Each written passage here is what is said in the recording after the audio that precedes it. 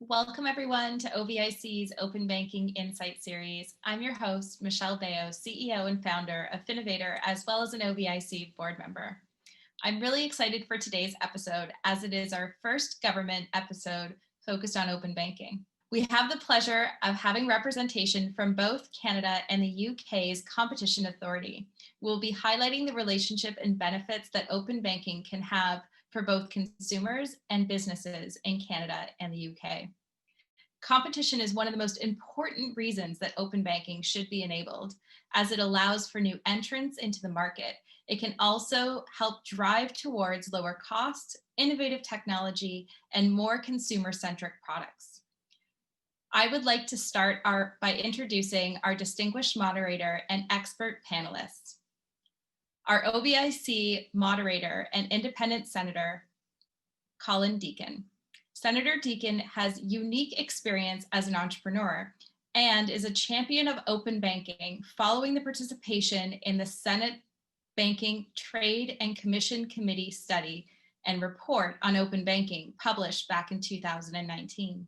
Very happy to have you with us today, Senator Deacon. We also have a Canadian representative, Leila Wright. She is the Associate Deputy Commissioner of the Competition Bureau of Canada. Leila leads the Bureau's advocacy initiatives. She provides inputs and department and government-wide policy initiatives. Prior to being an Associate Deputy Commissioner, Leila was Associate at the Legislation and Competition Law Group, Hanny Blakey. Welcome, Leila. Our UK government representative is Dr. Bill Roberts. He is the head of open banking and Commission on Market and Authority in the UK. Dr. Roberts has been heavily involved in open banking rollout process since the launch in 2018. He works extremely closely with UK stakeholders and regulators and other jurisdictions as they implement open banking. Welcome, Dr. Roberts. We have so many questions for today's episode that I would like to pass it over to Senator Deacon to get us started. Thanks, Michelle, and boy, am I ever excited about this this session, because this is where it all begins. And the first things that I started to read about in open banking in Canada actually came out of the Competition Bureau's office, and so they've taken a strong lead on this from an early stage. Britain clearly is one of the world leaders in this space, so this is a group I really want to hear from, and so I think it's better if we can just dive into the initial comments that each of you have. Leila, I think you're going to get us started here, and just if I look back on where the study that we did in the Senate Banking Committee came from, it was from questions that we had about the financial crisis 10 years later. What systemic risks remain in our banking system? And one of the questions I kept on asking was, if your highest margin product line is able to be delivered with greater value at much lower cost through new technologies, new organizations, new entrants, how does that, that's got to at some point provide some instability to the system? And that's why, what was great is my colleagues on the Banking Committee decided to study this. But then I look at all the work that you folks have been doing from the Competition Bureau over time on this issue, and just love to have your background on it, if you could. Absolutely. Thanks very much, Senator Deacon. Let me just begin by saying thank you very much to OBIC, as well as Michelle and Senator Deacon, for inviting us to speak this morning on this panel. I think that these types of conversations are so important. It's from hearing from a very wide range of stakeholders who all have different perspectives on an issue that we can really move these issues forward. And so as part of my opening remarks, what I thought I'd do is just give a 10,000-foot overview of the Competition Bureau, and then move on to some of the challenges that we've been seeing with regards to open banking, as well as kind of the opportunity missed and what that might look like for Canada if we're not able to move forward with open banking in the country. So 10,000 foot overview of the Competition Bureau. We essentially do two things at the Competition Bureau. The first is to protect competition in the marketplace. The second is to promote competition. What's the difference between those two? When we speak about protecting competition, what we're really speaking about is business conduct that may be somehow reducing competition in the market. So oftentimes you'll hear about cartels or abuses of dominance by companies that may be actually making it harder for companies to compete in the market. Then when we turn to promoting competition, what we're looking at there is, are there ways in a particular market to actually increase competition? And oftentimes what we're looking at there is whether there's some kind of tweaks or changes that can be made to government policies, government frameworks that kind of govern how businesses interact in a marketplace that will actually lead to more innovation, more choice, lower prices for Canadians. And it's under that lens that we really were looking at open banking. About 3 years ago, we put out a lengthy report that was the result of about 18 months of study into the Canadian financial system. We spoke to as many different stakeholders as we possibly could. And one of our recommendations was that the government should move forward with open banking. And we've been active in that space ever since, making additional submissions about why open banking is important to competition. And it really comes down to two things. The first is that open banking will result in a whole slew of new types of business models, and that will give Canadians more choice. It will give them new innovative ways to deal with their money. It'll also probably lower prices for Canadians. And then the second thing is that what we found is that Canadians are really sticky when it comes to financial services. And what I mean by that is that they don't switch very often. And open banking will create a way for Canadians to switch more easily, which means that they'll be taking advantage of competition in the marketplace. It will also allow them to compare services better, which will get them the right services that they need for their lives and for their financial situation. When we speak about challenges, that there are a number of different challenges. I'll speak to two of them. The first is that Canada has a unique challenge given its federal and provincial structure. When we first put out our report on financial services, I was going around and giving a lot of different presentations to explain our findings to stakeholders. And I had this PowerPoint deck, and one slide included an overview of all of the different stakeholders that we spoke with as part of our study. And I was presenting this slide, and one business person put up their hand in the audience, and they said, there's one number on that slide that essentially terrifies me. And the number was 26, and that was the number of regulators that we had spoken with across Canada. And that gives you a sense of kind of the obstacle that businesses face when they want to set up a new business in Canada that is a cross-Canadian business. They need to speak with 26 different regulators and make sure that they are complying with rules that are different between those 26 regulators in order to get started. So that's one obstacle that we heard a lot about as part of our market study. The other one is that, pre-pandemic, Canadians weren't quick to embrace digital services.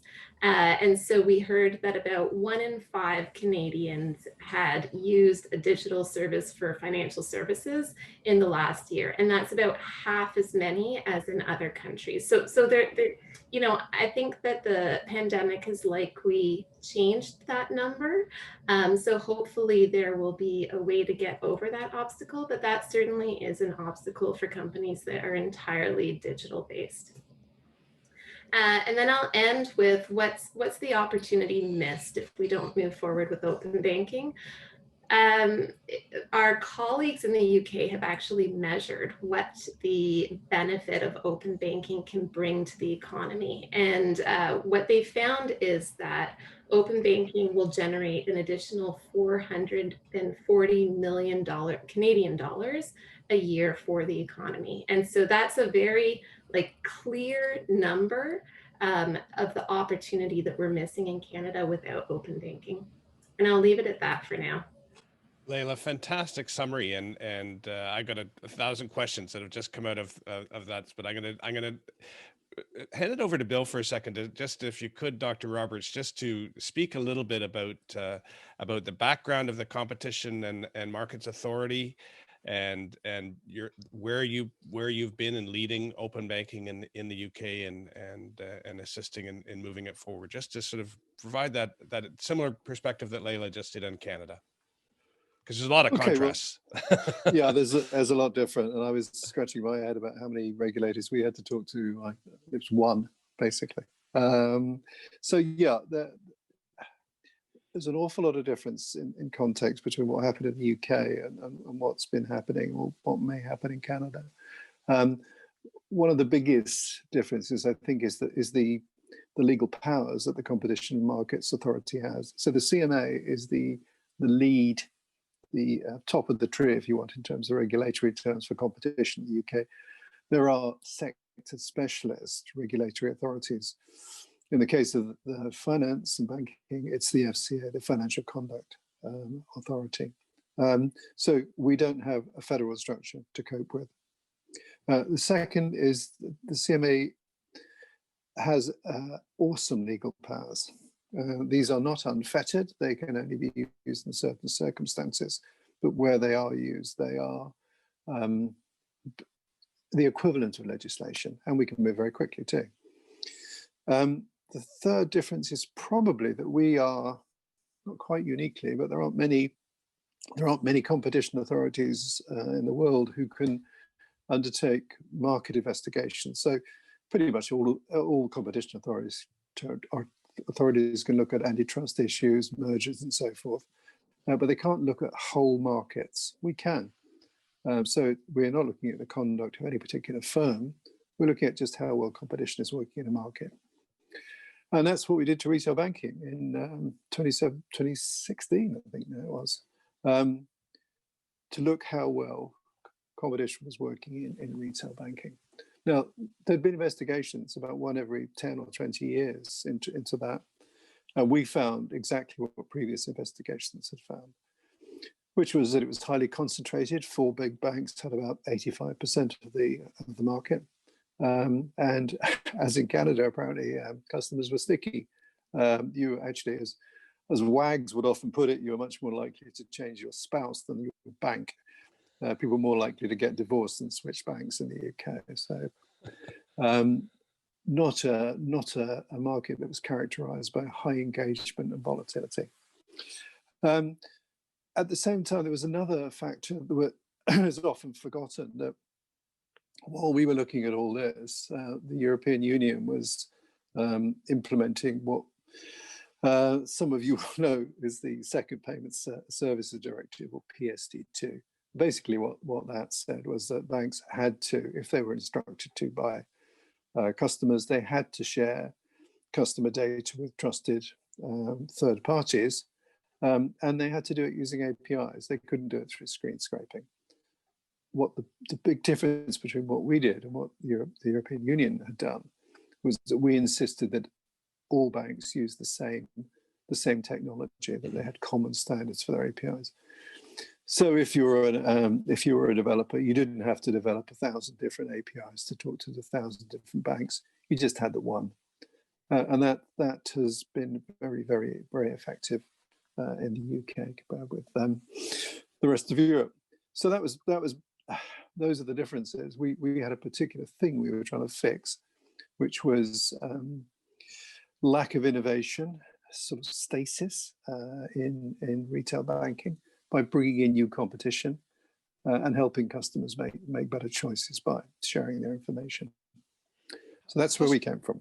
How strong, there's no question, there's a big difference between the Competition Bureau of Canada and the Competition and Markets Authority in the UK in terms of the powers, and I expect in terms of resources. But what's the difference in mandate between the two? I mean, it seems a big difference is authority and resources. Bill and Leila? George, if I can jump in. We have the power to investigate markets, whole markets.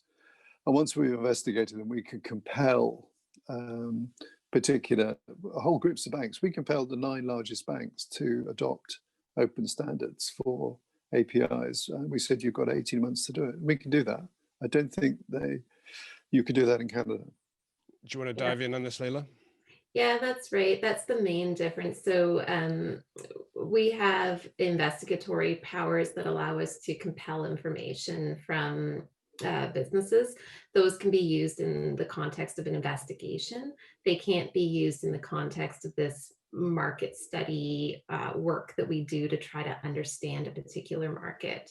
And so that really, hamstrings us, because we need to have companies that want to give us information. And oftentimes when you're looking into an industry to try to make changes to that industry, a lot of companies are less than cooperative in wanting to hand over everything.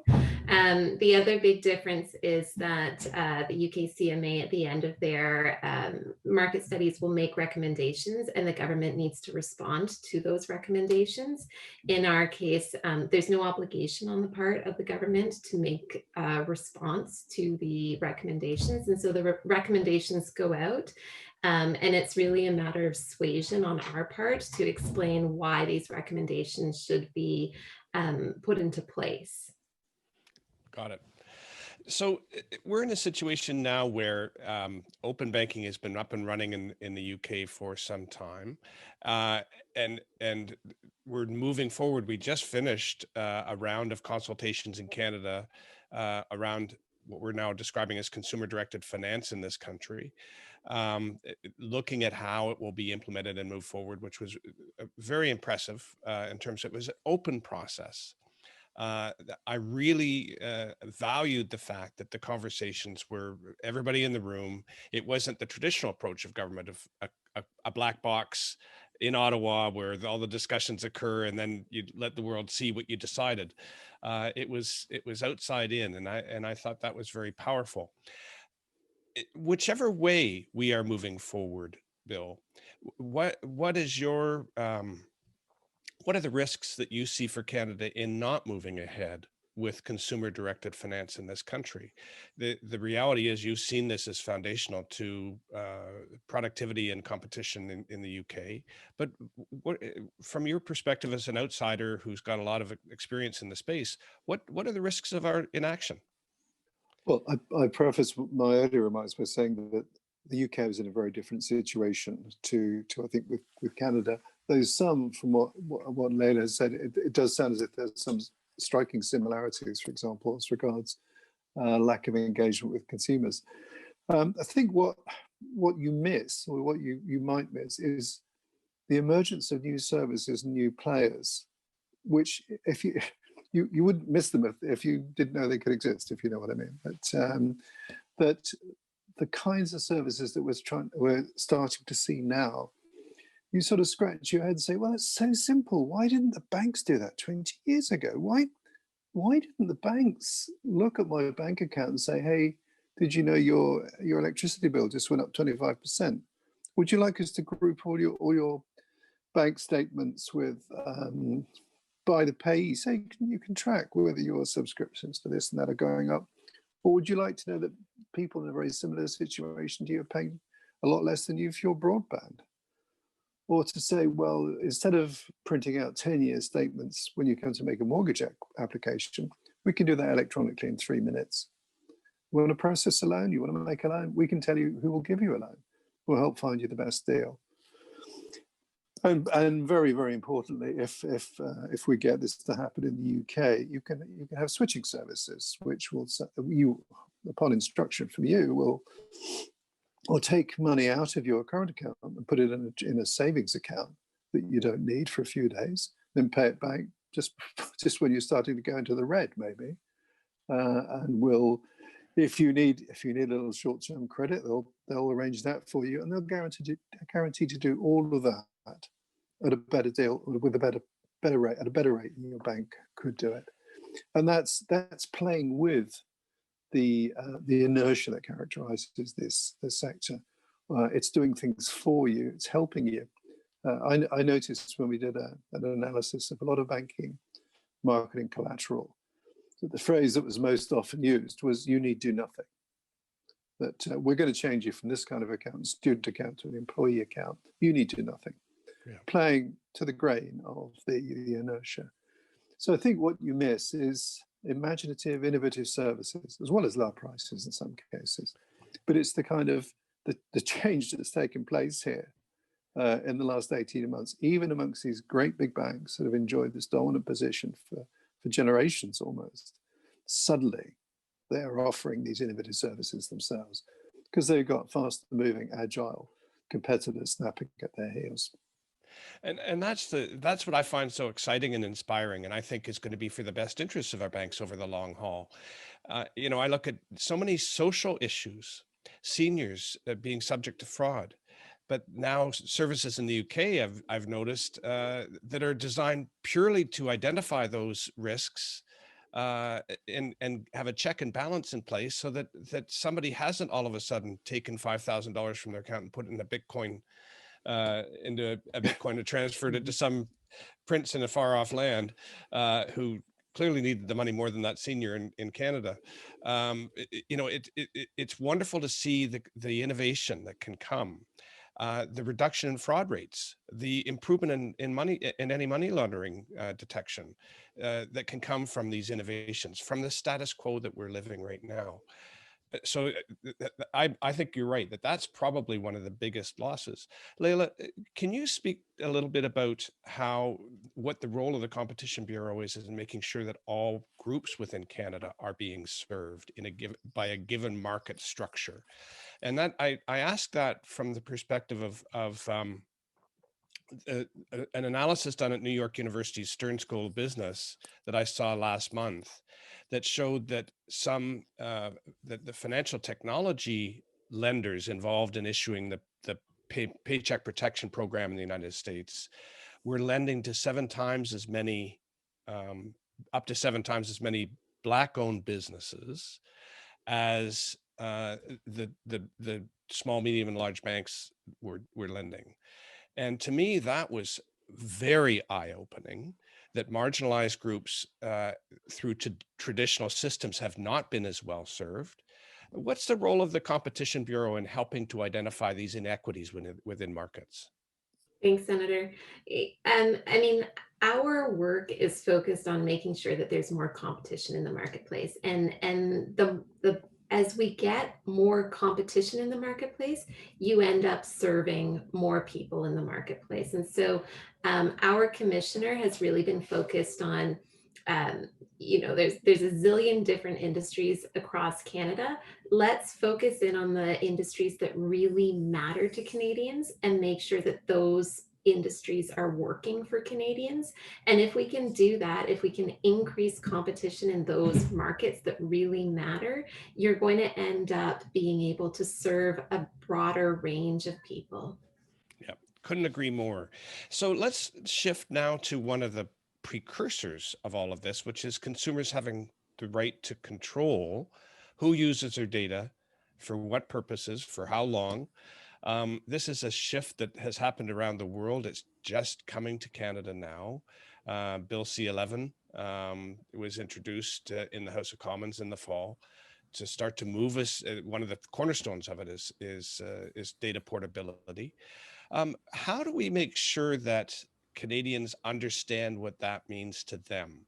Because I think there's two sides of things. And I've often characterized it that there's the conspiracy theorists who are wanting to wear tinfoil hats and protect themselves from having their brainwaves stolen, and there's the other side, the kids that are wearing Saran wrap as their privacy protection. They don't. It's all out there, and you've got to find that happy balance in between. And it worries me that Canadians perhaps have not had a general understanding of the extent to which we're at the wrong end of a data vacuum in this country as individuals. Our data is going out and we don't know who's gathering and using it for what purposes in our interests or not.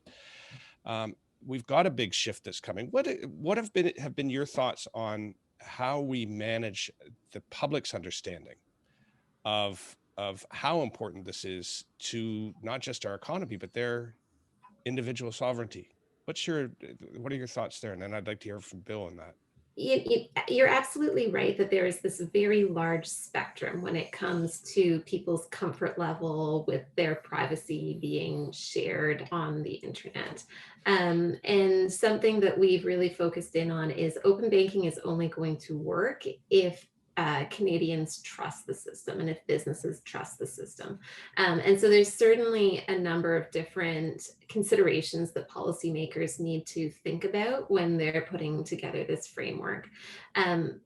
But what we think is important is, you can't get sidetrack with privacy and all of a sudden have all of these regulations and rules in place that are not actually necessary in order to move forward with open banking. And so there really needs to be a balance happening where policymakers are asking themselves, are these rules that make Canadians trust the system, are they necessary?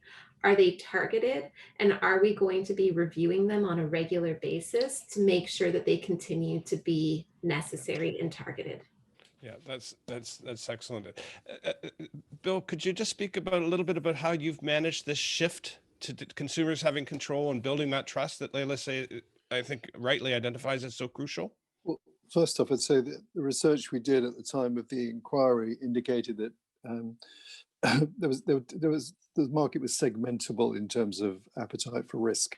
So when we did our research, we found that younger people, in line with your argument, younger people were more willing to more open to sharing their data.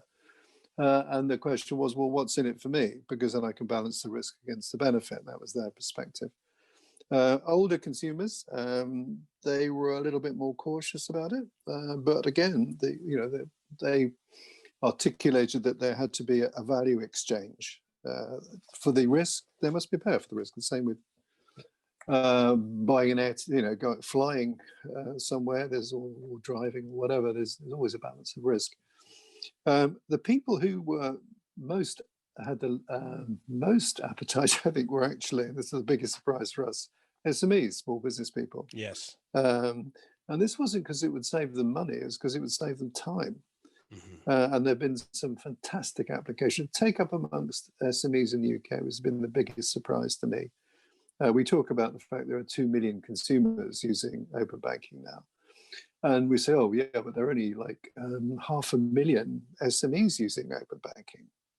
Yeah, but there are 60 million consumers in the UK and only about 4 million active SMEs in the market. So that's a huge, huge penetration. And yeah, these are the guys who bought the first mobile phones, they bought the first fax machines, they bought the first PCs too. Anything that can save them time and money, they'll adopt it.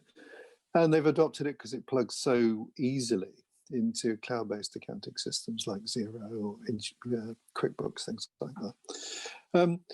How do we approach it? Well, one thing we didn't do, several people said to us, well, why didn't you run a public education campaign about open banking? And I've used this analogy a lot of times, so forgive me, but we said, well, no, that would be a bit like trying to sell electricity to people. You'd say, well, it's really interesting, and this stuff's going to be available at 240 volts or 110 volts. And this frequency is going to be this and that. And they say, how do you make it? They say, oh, it's very complicated. And whatever you do, don't touch it with your hand because it'll kill you. So you don't sell open banking by selling its features. You sell open banking by selling its benefits. So you don't say, would you like some electricity? You say, would you like to be able to read a book at night when it's dark? Because this stuff makes lights work. Or do you like recording music? Does that appeal to you? Or keep your food cool in the summer? Love it. So we didn't do that. We said, no, bring up the use cases. convince people. You say to an SME, do you want to share data? They look at you askance, I think. Yeah. You say, would you like to integrate your accounts receivable ledger with your cash at the bank so you're not wasting time chasing people for money who've already paid you? And they say, that sounds good. So they don't want to know about APIs or JSON or XML data formats. They want to know about saving time and money, which is what most people do. There's not a small business person that went into small business to do the administrative burden that comes along with owning a small business, period. And it is just an anchor they've got to drag. Any way you can make that easier, it's going to be embraced. And I couldn't agree more. That's really interesting to see hear the data in the UK in terms of adoption, because I think this is just crucial to reducing financial friction in all forms within our economy and allowing business to function more easily. Can we go to what are the biggest risks that you've seen a need to manage in the 5 or 6 years that the UK has been moving down this road? In terms of, what have been the problem areas where you've had to step up and perhaps had a bigger involvement than you expected, or there's a risk that emerged that you didn't foresee? Well, plenty of those. I mean, we foresaw that there would be a huge argument about the technical standards for open banking, and there weren't. That was solved in about 5 minutes flat because there are international standards which you just got to take down off the shelf. So that wasn't a big issue. It was a big issue, banks integrating that into their own platforms, the banking platforms. That was partly because some of the banking platforms in the UK were in need in any case of a little bit of upgrading, updating. Probably the biggest surprise we had, it maybe set us back 3 or 4 months, maybe 6 months, was it goes to incentives. And we used our legal powers extensively, as I've said, to require banks to do certain things. Some other things we left in the competitive space. We said we won't specify that. We'll leave that to the banks to specify that. And here, I think, was a lesson for us, which was, well, if you're going to leave something in the competitive space, think about the incentives of the person who's going to design it. So let's take the authentication journey, which is the case in point here. So the authentication journey is when you basically say to a fintech provider, look, I like the service you're providing. I would like to sign up for that. So they say, okay, we'll send you off to your bank's online banking pages. Tell them to share your information with us. So you then pass from the fintech, who has a lot of incentive to bring you on board, to the bank. Now, the bank has less of an incentive to start handing over or exposing its most profitable customers to competitors. So what we found initially was that some of the authentication journeys that the banks had designed were less than optimal. So you would maybe have to go through 15 or more different screens to get to where you wanted to get to. And on the way, things will be popping up saying, warning, you're about to share some highly confidential data. Are you really sure you want to do this? Or you would get a request to put in a one-time password, or somebody would, you'd ask to call a call center where your credentials would be checked, and they'd name, your zip code, the maiden name of your dog, things like that. And then eventually you would get through. And at the last minute, they'd say, hey, this is a joint checking account, isn't it? Does the other party to this checking account, have they given their approval? Are they there? So then you go all the way down to the bottom again. So it took us 3 or 4 months, maybe a bit longer, to sort that out and say, okay, first of all, that journey, that redirection journey was called, that's not going to work. So we need another journey, and let's have something very simple but very secure, and let's use biometric authentication. So when you use open banking now, as most people use online, or when most people use banking, digital banking, you do it on your phone. So you simply go from bank app to fintech app, and you authenticate yourself using your thumbprint or facial recognition. Very secure, very simple. We should have realized at the outset. I've been sharing that lesson with lots of people who I hope won't make the same mistake as we did. So just be wary of the incentives of the people you're dealing with.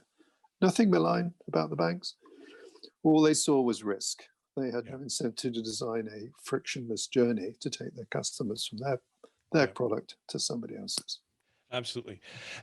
Look, I think we're getting close to the end of time here. So what I would like to do, if I could, is just, Bill, I'll stick with you for a second, then we'll finish off with Leila. And I know Michelle's got a question or two that's been bubbling up inside of her. Just what's your view of how open banking has positioned the UK to help recover from this COVID recession? I mean, I know you're still in the midst of some real challenges in the UK, but you're vaccinating faster than we are right now. So there's hope on the horizon for all of us. How will it assist your economy, individuals, marginalized groups, others, businesses, to recover on the other side of this?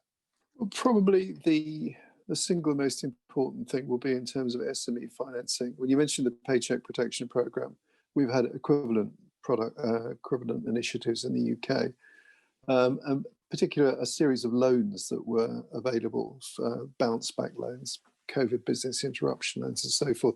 Very low, 3% interest. The banks are guaranteed not to lose their money. So what has happened there is that previously, really, the only person who could quickly figure out the eligibility or the risk of an SME coming to them for one of these loans would have been their own bank, because they would have been the only people who had access instantly to their transaction history. So they could say, okay, have they been paying their sales tax on time to the revenue? Have they been doing, what is its business look like? How long has it been going? What does it turn over? What sort of money is it making? Now, with open banking, other people can do that because the SME can give their permission to a third party, to a credit broker, for example. And they can look at different factors. Yes, they can look at the credit history. They can shoot it around to lots of different lenders. So the pool of lending money is, hypothetically at least, increased, and that's been of benefit. It's not worked. We have some criticisms with the way it's worked in practice, but that has widened the pool of lenders for these small business loans as a result of the pandemic. So it gives the small business owner multiple options from people willing to take on different types of risk, lend in different manner than is traditionally available through their bank. And do it quickly. That's the main thing. That most SMEs, when they go for a loan, do it like 2 weeks after they should have gone. So they want the money instantly. They leave it too late. So their own bank is going to be the quickest lender, but this mitigates the risk that's going to happen. Yeah. Thanks for that. Leila, just from your standpoint, how will open banking, I know we're still in the midst of all the negotiations in Canada and the consultations, and a decision has not been formally made by the Minister of Finance, but I remain intensely hopeful that we'll be fast followers in this country. If we were, what do you see that doing for the recovery from your standpoint, and businesses and individuals recovering from the COVID recession? Sure. I thought Bill's example was an excellent example. Maybe I'll give more of a macro example of how open banking could help with economic recovery. And I'll speak to another jurisdiction, Australia. So when we think about open banking at the Competition Bureau, we really think of pro-competitive policies. That's ultimately what it comes down to, that these policies will increase competition in the marketplace. And several decades ago, Australia went through this kind of fulsome review of all of their policies to try to make them, with an eye to really making them pro-competitive. And then they did a study to see what kind of difference that made to their economy. And what they found was that by really focusing in on pro-competitive policies, they increased GDP by 2.5% across the country, which equaled about $7,000 extra for each Australian family. And I think when we speak about economic recovery, that's really what we need to be doing, is finding ways to increase GDP in Canada. Productivity growth, competition and productivity growth are central to our prosperity, and you've just illustrated that so beautifully. And with that comment, I'm going to end there, Michelle, because I just want to, from my standpoint, thank the two of you so much, because this is, for me, such a crucial competition. This is a strategic choice within an economy. this is what our parliamentarians in Canada are you know, that it's our responsibility to look at these major strategic choices that can improve our prosperity over time. And this is one of them. And I just think you've done a great job of expressing the areas where we need to focus and potholes we got to watch out for. And so from my standpoint, Michelle, as I hand it back to you, I just want to thank you for including me in this conversation. Yeah, thank you so much, Senator. You always bring out the best in the concept of the discussion is really finding ways to truly push and discuss how Canada can lead and how we can recover and how we can use open banking as an innovative way to drive new business and inspire new innovation and more investment in the Canadian market space. So I have one last question for both Bill and Leila. And Bill, I want to ask, because I think one of the biggest challenges, even as we go into our consultation that just finished, the banks are still resistant, and they are because I think they don't foresee the opportunity that can be brought to them by open banking. And I'd love to get your thoughts as I look at the UK banks over the last 3 to 5 years. They've only grown. So even though there is this competition, it does spur this new kind of economy growth and opportunity for both fintechs and banks. And I just love your thoughts on how this has affected or helped the UK banks innovate and grow through this time. Okay, well, I used to work in newspapers, and so long, 20 years ago, I suppose it was, the internet started coming along, and some of the publishers saw this as an opportunity, and others saw it as a threat. Mostly they saw it as a threat. The same is true of banks. It's quite hard to generalize about banks in the UK. Some of them do see this genuinely as an opportunity and are moving very, very rapidly. The other thing that they have in common with the newspapers is that although some saw it as a threat, others saw it a benefit, they all saw it as inevitable. And I think there is an inevitability now. There's a saying which there's, you know, the great thing in life is to tell the difference between a splash, a wave, and a tide. And there are now about 35 jurisdictions, over 30 jurisdictions globally who are doing this. It's going to happen. It's a force which I think is unstoppable, as it was with the internet. So you make a choice and you say, well, am I going to invest in this, or am I going to watch my most profitable customers be taken away from me? Yes, it's going to be expensive because you probably didn't invest enough in your platforms ages ago. And these new guys, they got smarter tools, better technology. They're very agile. So maybe you're going to have to change too. But if you don't, you'll see gradually your most profitable customers going elsewhere. Do you want that to happen? Oh, such a great point, and thank you for sharing that. And Leila, as I look to you in Canada, your first point in today's episode was that there's a potential for over 400 million in Canada for launching open banking based on a study that you've read. And I think that's such an important point that hasn't been brought up in any of the discussions I've been a part of, or even the consultation. So how can the Competition Bureau share more insights of the knowledge that you guys have with a wider audience? Because you have gained so much knowledge on why adding open banking to Canada can be to Canadians' benefit to help them grow and be more prosperous and recover potentially from the COVID pandemic. So would love your thoughts on how we could expand the knowledge that you have to help this process move quickly, as I'm very concerned that the global progress, as Bill has just mentioned, is moving much faster than Canada, and we are getting left behind. Yeah, so when we did our study 3 years ago, we said that we wanted to start a conversation on open banking, and we have tried to remain part of that conversation as it moves forward. Next Monday, in fact, we'll be making a submission to the committee that is considering open banking for the Minister of Finance. And so we are still very much in the fray, trying to make our views known and trying to provide as much advice as we can as the government moves forward. And the more that we can speak at events like this, the more we can hear from others, hear others' perspectives, and also provide our perspectives on matters.